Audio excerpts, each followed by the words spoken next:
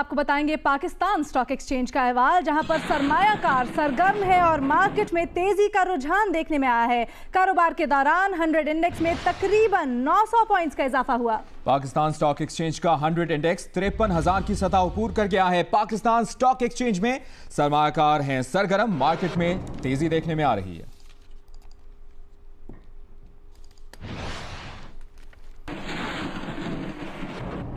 बड़ी खबर दें आपको, भारत की गीदड़ भपकियों के बाद पाक फिजाइया के अगले मोर्चे मुतहरिक हो गए हैं। सियाचिन के करीब जंगी तैयारों की मशकों में भरपूर तैयारी का मुजाहरा किया गया है। एयर चीफ सुहेल अमान का कहना है कि दुश्मन ने जारहियत की तो हमारा जवाब उनकी नस्लें याद रखेंगी। एयर चीफ का यह भी कहना था कि पूरे मुल्क को भारतीय धमकियों की परवाह नहीं करना चाहिए, किसी को भारतीय धमकियों की परवाह नहीं करनी चाहिए। उन्होंने जोर दिया इस बात पर और कहा कि एडवेंचर का सोचा तो उसको गलत फहमी होगी, दुश्मन ने जारहियत की तो हमारा जवाब उसकी नस्लें याद रखेंगी। एयर चीफ सुहेल अमान ने दुश्मन को दो टोक पैगाम दे दिया। भारतीय फजाइया के सरबराह ने अपने फोर्स को मुख्तसर नोटिस पर ऑपरेशंस के लिए तैयार रहने का खत लिखा। भारतीय एयर चीफ ने जाती हैसियत में 12,000 अफसरों को खत लिखा 30 मार्च को। भारतीय मीडिया ने खत के हवाले से खबर शाया की 20 मई को। भारतीय मीडिया ने एतराफ किया कि खत संगीन होती सिक्योरिटी सूरत हाल, खास तौर पर कश्मीर और पाक भारत सरहद पर बढ़ती हुई कशीदगी की तरफ वाज़ेह इशारा करता है। पाकिस्तान फजाइया ने भी मशरकी सरहदों पर बढ़ते हुए खतरात को भांपते हुए भरपूर तैयारियां शुरू कर दी। दुश्मन को पाकिस्तान की फजाई ताकत से मुताल्लिक कोई गलतफहमी न रहे, पाक फजाइया ने अपने तमाम फॉरवर्ड ऑपरेटिंग बेसिस को मुकम्मल ऑपरेशनल कर दिया। एयर चीफ मार्शल सुहेल अमान ने फॉरवर्ड एयर बेस का दौरा किया, जहां महराज तैयारों ने जंगी मशक़ें की, जबकि पाक फजाइया के मुख्तलिफ जंगी तैयारों ने सियाचिन के करीब भी परवाजें की। जबकि एयर मार्शल सुहेल अमान ने कहा है कि पूरी ताकत से जवाब मिलेगा, जो हमारी रियासत की दिफाई पॉलिसी भी है। उन्होंने कहा कि दुश्मन ने जारहियत की तो हमारा जवाब उनकी नस्लें याद रखेंगी। ज़र्ब-ए-आज़्म के मिशंस हो या रद्दुल फसाद, पाक फजाइया का भरपूर किरदार है। JF-17 की पैदावार 3 गुना बढ़ा दी गई है। JF-17 कौम का फख्र है, ये भी कहा एयर चीफ मार्शल सुहेल अमान ने। एयर चीफ मार्शल सुहेल अमान ने कहा कि मुल्क भर को भारतीय धमकियों की परवाह नहीं करना चाहिए। हम अमन पसंद कौम हैं, लेकिन हम हर तरह के चैलेंज के लिए तैयार हैं। एयर चीफ ने कहा कि कौम को दुश्मन के बयानात से परेशान होने की जरूरत नहीं। पाक फिजाइया के सरबराह एयर चीफ मार्शल सुहेल अमान ने कादरी एयरबेस पर मीडिया से बातचीत में कहा कि तरबियती मशकें की जा रही हैं।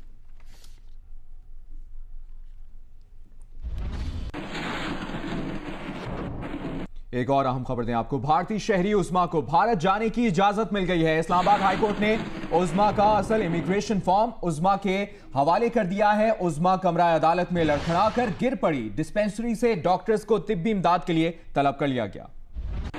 उज़्मा किसी भी वक्त भारत जा सकती है, वाघा बॉर्डर तक उज़्मा की सिक्योरिटी का बंदोबस्त किया जाए, ये कहा इस्लामाबाद हाई कोर्ट ने भारतीय शहरी उज़्मा की दरख्वास्त पर फैसले में। उज़्मा आज अदालत के सामने पेश हुई तो उसने नकाब के साथ सन ग्लासेस भी लगाए हुए थे। अदालत ने उज़्मा को सन ग्लासेस उतारने की हिदायत की। जस्टिस मोहसिन अख्तर कयानी ने उज़्मा से पूछा कि आप पाकिस्तान में ताहिर के साथ कितने दिन रहीं? उज़्मा ने कहा वो ताहिर के साथ 5 दिन रहीं। अदालत ने पूछा आपने निकाह नामे पर दस्तखत किए? उज़्मा ने कहा उसे डरा कर निकाह नामे पर दस्तखत कराए गए। अदालत ने पूछा आप ताहिर से मिलना या राजीनामा करना चाहती हैं? उज़्मा ने कहा वो ताहिर से नहीं मिलना चाहती। दौरान समाअत उज़्मा कमरा अदालत में लड़खड़ा कर गिर पड़ी। अदालत की डिस्पेंसरी के डॉक्टर्स ने तिब्बी इमदाद फराहम की। भारतीय शहरी के मुबैना शौहर ताहिर अली की बीवी से 2 मिनट के लिए मुलाकात की दरख्वास्त पर जस्टिस मोहसिन अख्तर कयानी ने कहा कि आप दोनों को चैम्बर में बुलाकर सुन लेता हूँ। ताहम उज़्मा ने कहा कि वो ताहिर से कोई बात नहीं करना चाहती। जस्टिस मोहसिन अख्तर ने कहा कि आप ताहिर से नहीं मिलना चाहती तो हम जबरदस्ती नहीं कर सकते।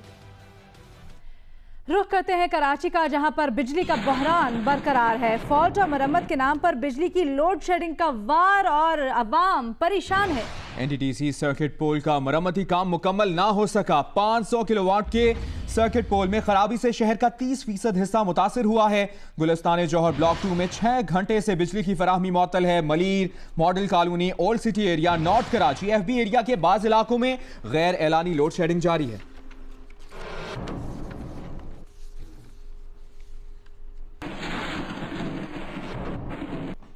कराची के शहरियों की फरियाद सिंध हाई कोर्ट ने आखिरकार सुन ली है कि इलेक्ट्रिक की गैर एलानी लोड शेडिंग पर अदालत बरहम। अदालत ने रिमार्क्स दिए कि 29 मई को के इलेक्ट्रिक के आला हुक्काम को तलब किया। तफसीलात जानेंगे इस रिपोर्ट में। सिंध हाई कोर्ट के जस्टिस इरफान सादत खान की सरबराही में बेंच ने कराची में बिजली की गैर एलानिया लोड शेडिंग से मुतालिक दरख्वास्त की समाअत की।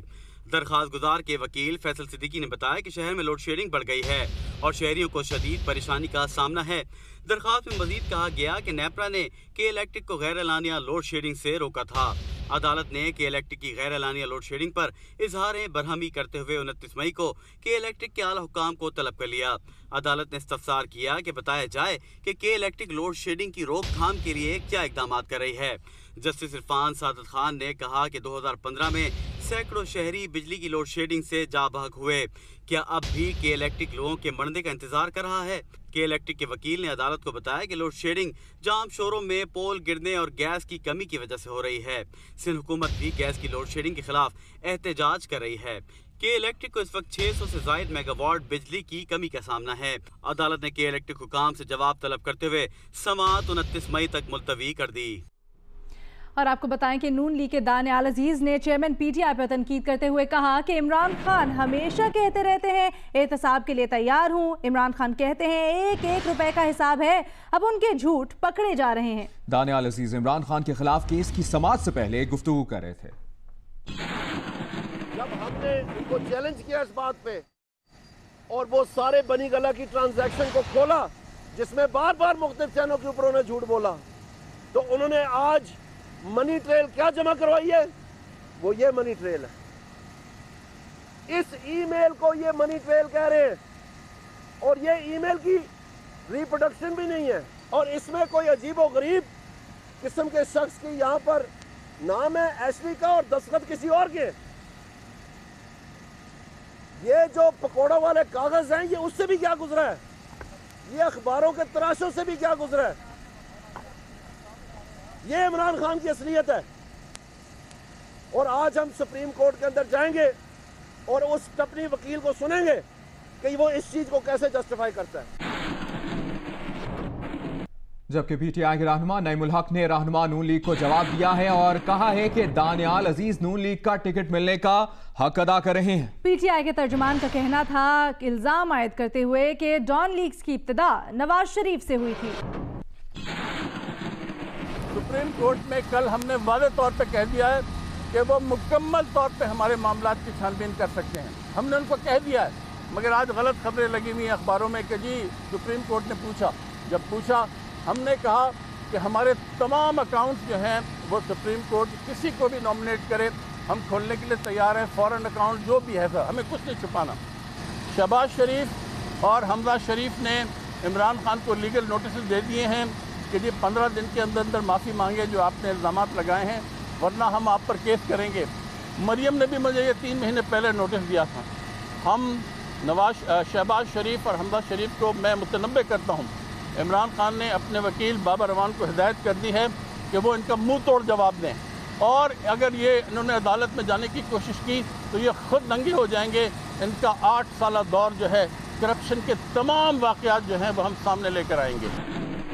भारत की सिक्योरिटी फोर्सेस दुनिया भर में किस कदर बदनाम है, इसका अंदाजा इस बात से लगाया जा सकता है कि सेंट्रल पुलिस रिजर्व फोर्स के एक साबिक सरबरा को कनाडा में दाखिले से रोक दिया गया। जी हाँ, और इमिग्रेशन हुकाम का कहना है कि CPRF एक ऐसा इदारा है जो दहशतगर्दी, कत्लेआम और इंसानी हुकूक की संगीन खिलाफ वर्जियों में मुलविस है।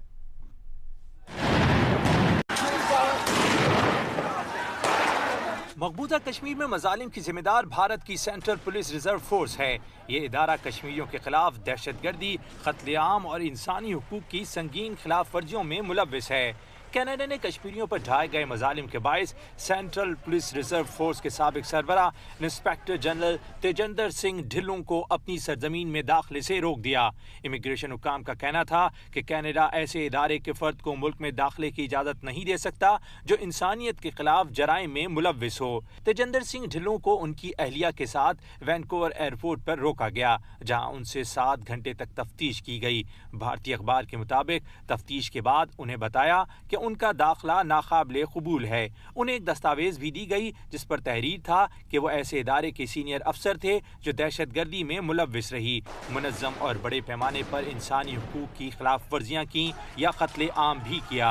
जंगी जराइम या इंसानियत के खिलाफ जराइम में मुलव्विस रहे। इमिग्रेशन हुक्काम ने एक और रिपोर्ट भी जारी की जिसमें तहरीर था कि तेजदर सिंह को दाखिले की इजाज़त नहीं दी जा सकती क्योंकि वो एक ऐसी फोर्स के लिए काम करते थे जो तशद्दुद, नाजायज़ हिरासत, कत्ल और जिनसी हमले करने में मुलव्विस थी। और अब खबर कंदकोट से, जहां पर पाकिस्तान तहरीक इंसाफ के जलसे की तैयारियां मुकम्मल कर ली गई हैं। सिक्योरिटी इंतजाम सख्त हैं। जलसागाह में जाने वालों के लिए मरकजी रास्तों पर वॉक थ्रू गेट भी नस्ब कर दिए गए हैं और जलसे से पाकिस्तान तहरीक इंसाफ के चेयरमैन इमरान खान भी खिताब करेंगे। अपडेट्स लेते हैं अपने नुमाइंदा मुकेश रुपेता से। मुकेश, बताइएगा, जलसे की तैयारियां मुकम्मल कर ली गई हैं? जी, इस वक्त जलसे की तैयारियां तो मुकम्मल हो चुकी हैं। जलसेगाह में जो है सख्त हिफाजत इंतजाम किए गए हैं। 6 गेट लगाए गए हैं। 3 खवातीन के अंदर दाखिल होने की जगह पे, 3 मर्दों के अंदर होने जाने की जगह पे, जबकि यहाँ पर जो है एक रो में 90 कुर्सियाँ लगाई गई हैं। उसके हिसाब से जो पूरे ग्राउंड में है वो तकरीबन 3200 कुर्सियाँ जो है वो लगाई गई हैं। जबकि जलसेगाह इंतजामिया की जानिब से उनका ये दावा है कि 15,000 से ज़ायद कुर्सियाँ लगाई गई हैं और 20 फुट जो है 20 फुट लंबा और 60 फुट चौड़ा जो है स्टेज तैयार किया गया है, जहां पर आज शाम को जो है इमरान खान जलसे से खिताब करेंगे। 4 बजे सिंध, बलूचिस्तान और पंजाब के कारकुनान को यहां पर आमद होने के लिए कहा गया है और इस वक्त जो है काफिले अभी तक पहुंचना शुरू नहीं हुए। तमाम सिक्योरिटी के हिफाजत इंतजाम किए गए हैं। SSP का कहना है कि 850 पुलिस एहलकार ज़िले भर में जो है तैनात किए गए हैं जो सिक्योरिटी के फराइज़ सरंजाम दे रहे हैं। 200 पुलिस एहलकार जो हैं यहाँ पर जलसेगाह के अंदर और बाहर चारों अतराफ से तैनात किए गए हैं। तमाम जलसे की तैयारियां मुकम्मल कर ली गई हैं। सिक्योरिटी इंतजाम सख्त हैं। आपने अपडेट किया मुकेश रुपेता, बहुत शुक्रिया आपका। अहम खबर दें आपको, आइंदा माली साल के बजट का हुजूम 4,778 रुपए होगा और आइंदा माली साल की तरक्याती बजट का हुजूम 1,001 अरब रुपए है। ज़राए का ये भी बताना है कि कर्जों पर सूद की अदायगी के लिए 1,401 अरब रुपए रखे जाने का इम्कान है। FBR की टैक्स वसूलियों में 15% इजाफे का हदफ मुकर्रर करने का भी इम्कान है। मजीद तफसीलात जानते हैं अशरफ मलखम से। अशरफ, क्या तफसीलात हैं आपके पास? जी, जैसा कि आपने बताया कि आइंदा साल का जो माली बजट है उसके लिए 4.8 ट्रिलियन रुपए का उसका ओवरऑल साइज़ होगा, जिसमें से सबसे अहम चीज़ जो आपने अभी तक बता दी है वो तरक्याती बजट का हजम है जो 1,001 अरब रुपए है। इसके अलावा दफा के शोबे के लिए 940 अरब रुपए रखे जा रहे हैं जो तकरीबन 15% इजाफा बनता है।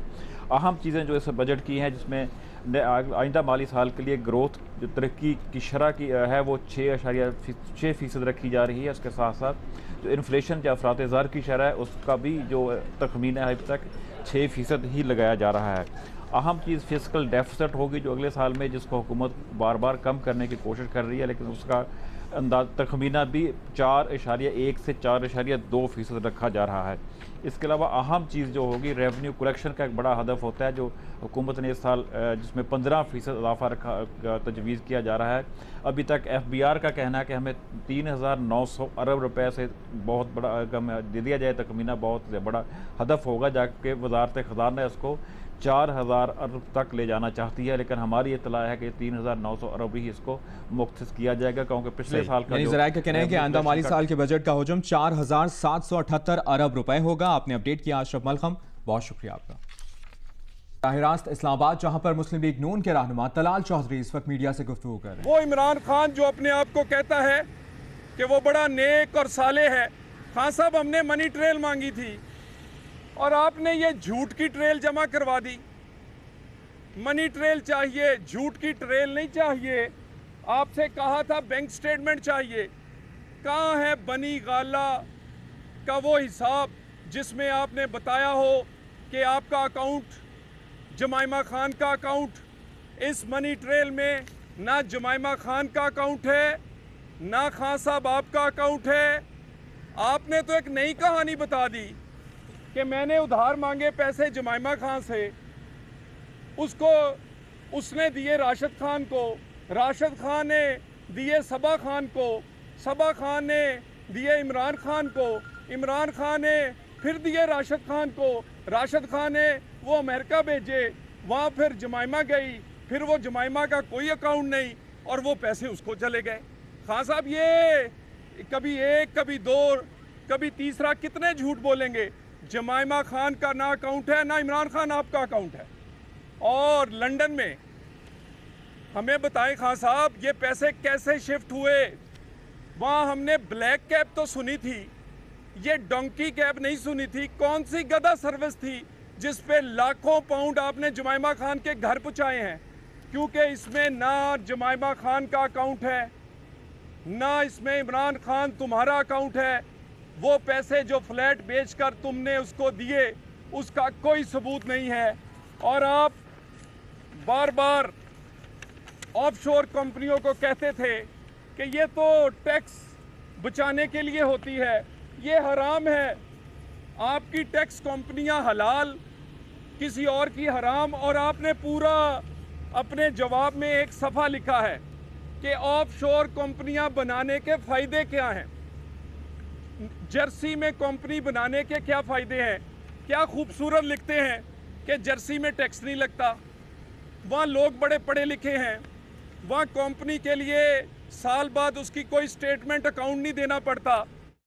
इसलिए मैंने वहाँ अकाउंट खुलाया, टैक्स बचाया, ना मैं अकाउंट देता था, और मैंने इसलिए ऑफशोर बनाई। यानी आपकी ऑफशोर ने जो आपने अपने फ़ायदे दिए हैं और बताया है कि ये वो चीज़ें हैं जो हलाल करती हैं, आपकी ऑफशोर हलाल, दूसरों की हराम। और खान साहब, कितनी दफ़ा आपको कहा था कि ना करें, आपको लेने के देने पड़ जाएंगे, और आज आपको लेने के देने पड़ गए।